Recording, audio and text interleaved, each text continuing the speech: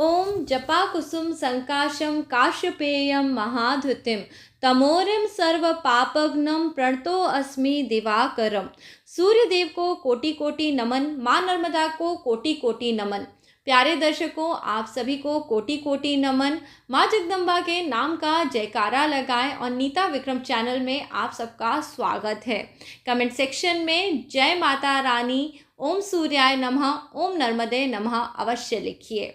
आप सभी को आज रथ सप्तमी व्रत की हार्दिक शुभकामनाएं। आज के दिन को कई नामों से जाना जाता है। इस दिन को भानु सप्तमी, अचला रथ सप्तमी, अर्क सप्तमी, सूर्य सप्तमी इन नामों से जाना जाता है। इस दिन का विशेष महत्व है। आज ही के दिन माता नर्मदा जी ने पृथ्वी पे अवतरण करा था, इसलिए इस दिन को नर्मदा जयंती के रूप में भी हर्षोल्लास के साथ मनाया जाता है। आज 19 फरवरी 2021 की तारीख है। माघ मास के शुक्ल पक्ष की सप्तमी तिथि है एवं शुक्रवार का दिन है।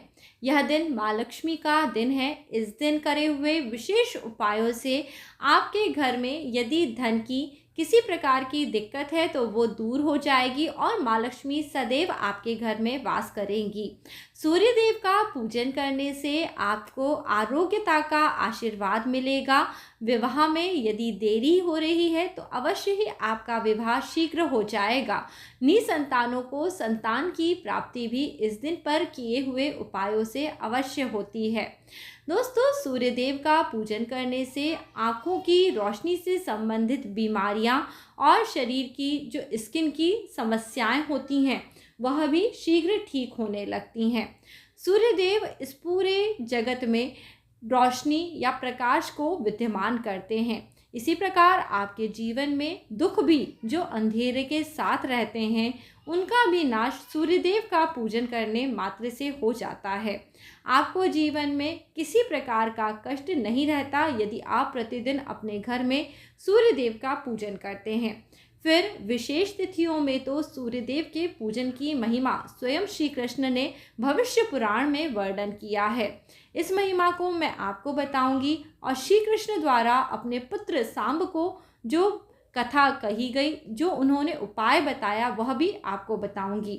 जल्दी से नीता विक्रम चैनल सब्सक्राइब करें और वीडियो के नीचे बने हुए लाल रंग के सब्सक्राइब के बटन को प्रेस करें। बाजू में बनी हुई घंटी के आइकन को भी ज़रूर प्रेस करें। इससे आपको व्रत त्योहार पूजा पाठ संबंधी सब जानकारी निःशुल्क प्राप्त होंगी और एस्ट्रोलॉजी के उपाय भी आपको मिलते रहेंगे।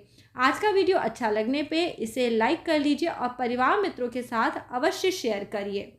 भविष्य पुराण में भगवान श्री कृष्ण स्वयं अपने पुत्र सांब को अध्याय 33 में सूर्य देव के विषय में बताते हुए कहते हैं, यदि आप अपनी बीमारियों को यानी स्वास्थ्य संबंधी विकारों को दूर करना चाहते हैं तो प्रतिदिन सुबह के समय उठ के सूर्य उदय के समय आपको सूर्य का दर्शन करना चाहिए।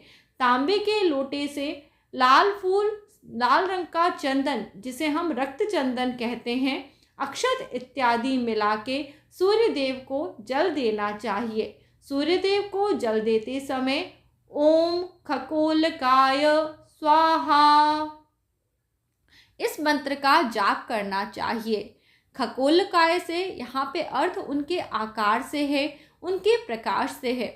इस प्रकार से जब आप सूर्य देव का पूजन करते हैं तो आपके शरीर की व्याधियां दूर होने लगती हैं और जीवन में नौकरी की दिक्कतें या किसी भी प्रकार की जो दिक्कतें आपको आ रही हैं वह सभी दूर होने लगती हैं।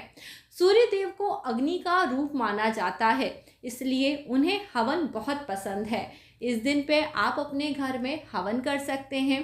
गायत्री मंत्र से हवन करने से सूर्य देव की अद्भुत कृपा आप सभी को प्राप्त होगी। जो लोग हवन नहीं कर सकते वह अपने घर में बैठ के गायत्री मंत्र का पाठ कम से कम 15 से 20 मिनट ज़रूर कर सकते हैं। ओम भूर्भुवः स्वः तत्सवितुर्वरेण्यं भर्गो देवस्य धीमहि धियो यो नः प्रचोदयात्। दोस्तों, सूर्य देव को प्रसन्न करने के लिए इसके अलावा हम कुछ विशेष कार्य कर सकते हैं, जैसे कि दान करना। सफ़ेद रंग की या लाल रंग की गाय को इस दिन पे आप भोजन ज़रूर कराएं। यदि सफ़ेद और लाल रंग की गौमाता नहीं मिलती हैं तो जो भी गौमाता आपको मिले उन्हें रोटी पे थोड़ा सा गुड़ रख के ज़रूर खिला दें। घर में जब भी पहली रोटी बनाएं वह गौमाता के लिए निकालनी चाहिए।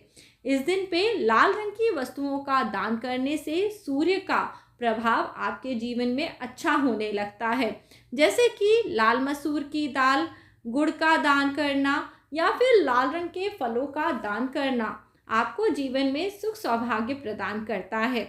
यदि आप अपने घर में आज के दिन अपने पिताजी के चरण स्पर्श करते हैं और उनसे अपनी गलतियों के लिए क्षमा प्रार्थना करते हैं, ऐसा करने मात्र से भी आपका सूर्य इतना उज्जवल हो जाएगा कि जीवन के बड़े बड़े कष्ट आपके जीवन से दूर हो जाएंगे।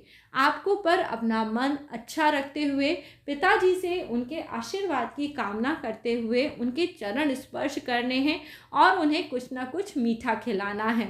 गुड़ की बनी हुई मिठाई इस दिन पिताजी को खिलाने से भी आपको उनका आशीर्वाद प्राप्त होगा और आपका सूर्य अच्छा हो जाएगा।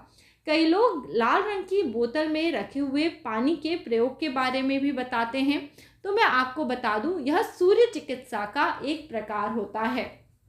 लाल रंग की कांच की बोतल ली जाती है, उसके ऊपर लकड़ी का बना हुआ ढक्कन लगाया जाता है और इस बोतल के अंदर पानी रख के इसे सूर्य के प्रकाश में रखा जाता है।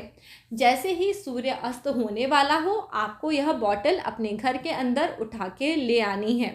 इस प्रकार से 3 दिन तक करने से यह लाल रंग की बोतल का जो जल है तैयार हो जाता है और इसके बाद जिस भी व्यक्ति को आँखों से संबंधित रोग हो या शरीर की जो भी स्किन संबंधी बीमारियां हो वो इसका सेवन करें, उनका सूर्य अच्छा होने लगता है।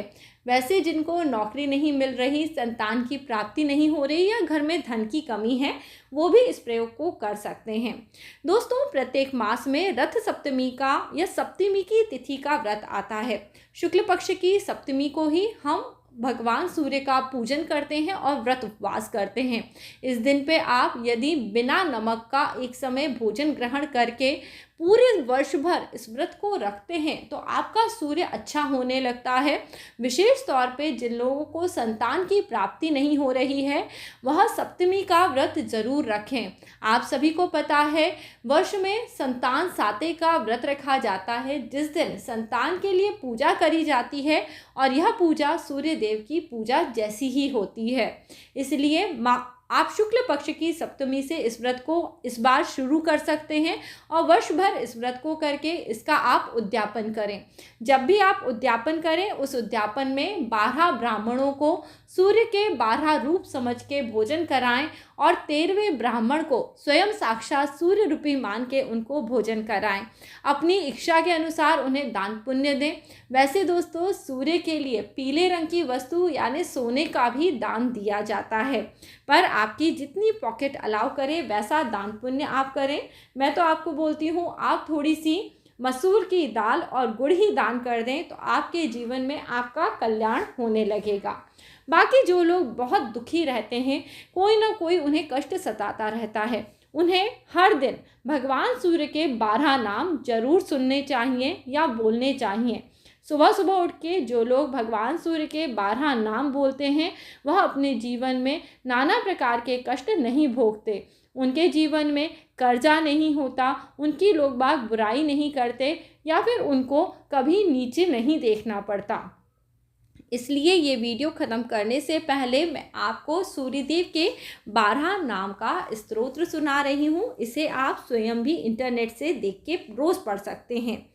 आदित्यायः प्रथमं नाम, द्वितीयं तु दिवाकरः, तृतीयं भास्करः, प्रोक्तं चतुर्थकं च प्रभाकरः, पंचमं च सहस्रांशुः, षष्ठं चैव त्रिलोचनः, सप्तमं हरिदृष्ट्वा, अष्टमं च विभावसु, नवमं दिनकृत, प्रोक्तदशमं च दशात्मकः, एकदशमं त्रयीमूर्ति, द्वादश सूर्य एव च, द्वादशातानि नामानि प्रातः काले पठन् नराः, दुःस्वप्ननाशनाशानां सद सर्व सिद्धि प्रजायते। आप सभी अपने जीवन में सुख सौभाग्य की प्राप्ति करें, इसी प्रकार से सूर्य देव का पूजन करें। परंतु आज दोस्तों साथ ही साथ नर्मदा जयंती भी है, तो मैं आपको बता दूं, माँ नर्मदा केवल एक ऐसी नदी है जिनका परिक्रमा करना संभव है। माता नर्मदा शिवजी से उत्पन्न हुई हैं और नाना प्रकार के शोकों का नाश करने वाली हैं। जिस प्रकार माँ गंगा का पूजन पूर्णमासी के दिन पे धन धान्य सुख सौभाग्य की प्राप्ति कराने वाला होता है, उसी प्रकार नर्मदा जयंती के दिन पे माँ नर्मदा का पूजन करने से सुख सौभाग्य की प्राप्ति होती है। माता नर्मदा भयंकर से भयंकर समय में भी अपने वेग को संभाले रहती हैं और उनके वेग के ऊपर किसी भी प्रकार के प्रलय का कोई प्रभाव नहीं पड़ता। माता नर्मदा के तट पे कई सारे मंदिर बने हुए हैं, जिसमें से ओमकारेश्वर का जो तीर्थ है वह माँ नर्मदा के तट पे बना हुआ है और यहाँ शिवजी की कृपा भरपूर रूप से भक्तों को प्राप्त होती है। माँ नर्मदा का पूजन करने के लिए इस दिन पे एक लोटे में जल भरें और माँ नर्मदा का आवाहन करते हुए उन्हें तिलक पूजन अर्चन करें, जिससे माँ नर्मदा के द्वारा आपके जीवन में सुख सौभाग्य की वृद्धि हो। यदि आप नर्मदा जी में इस दिन स्नान करने जा रहे हैं तो वहाँ नर्मदा तट पे जाके भी आप माँ नर्मदा का पूजन कर सकते हैं। माता नर्मदा के तट पे भगवान सत्यदेव की कथा सुन के आप इस दिन पे उनका पूजन अर्चन कर सकते हैं। जो लोग माँ नर्मदा में स्नान करने जा रहे हैं उन्हें एक विशेष बात बता दूं, माँ नर्मदा कंवारी हैं, इसलिए माता नर्मदा के कौमार्य का ध्यान रखते हुए माँ नर्मदा में कभी भी जोड़े सहित स्नान नहीं करा जाता। आपको इस दिन जब भी आप माँ नर्मदा में स्नान करने जाएं, अकेले ही स्नान करें और माँ नर्मदा का आशीर्वाद प्राप्त करें। नर्मदा नदी के जल में इस दिन पे 11 दिए जलाकर प्रवाहित करने से सभी प्रकार की मनोकामना पूर्ण होती हैं और माता नर्मदा अपना आशीर्वाद देती हैं। आप सभी को यदि यह सभी जानकारी अच्छी लगी है तो कमेंट करके ज़रूर बताइएगा।